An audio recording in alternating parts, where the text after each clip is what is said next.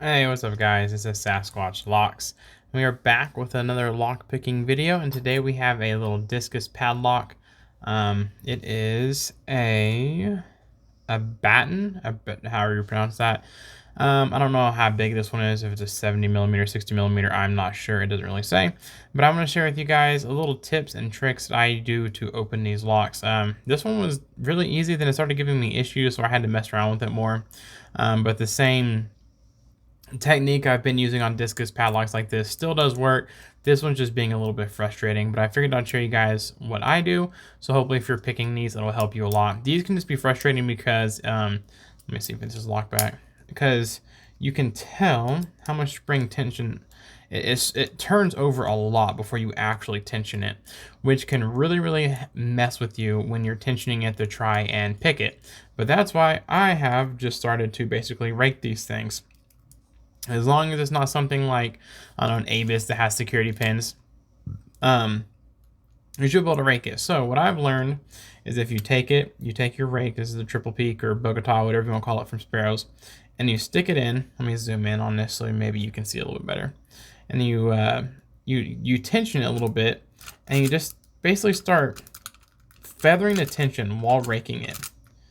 Right? So let off a little bit, give it more tension, let off, give it more tension. And eventually, as you can see, you'll open it just like that. So that was one of the quicker times. It has taken me longer to open this because, like I said, this lock has been being a pain in the butt. And now my pick and everything's stuck in there.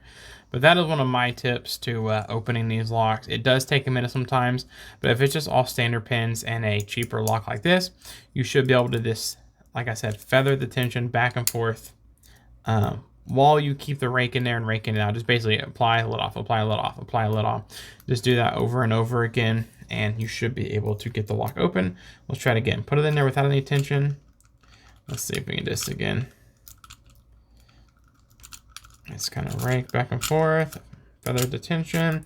You'll start feeling the pins bind up a little bit more, like it did there. Actually, the tension wrench actually fell out there. Okay, let's see if we can get this.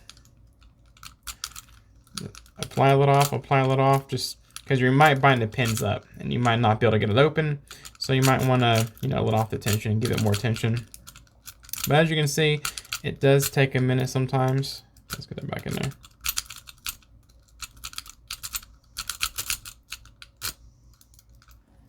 It is shut all the way. Okay, it is. Sometimes you can rip it in and out like this too, and it will also open it.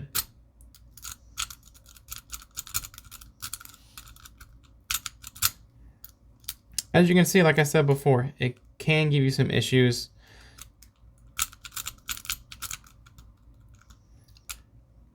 Okay, now it's kind of, there we go. Almost to that point. Like I said, it just takes a minute. That's 2 times.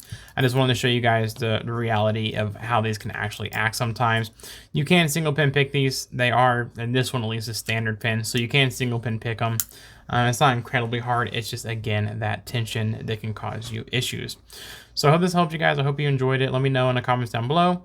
If you have any questions, comments, concerns, make sure to subscribe, smash the like button, and turn on post notifications so you get notified anytime I post a video. And that is it, guys. Take it one day at a time, and peace out.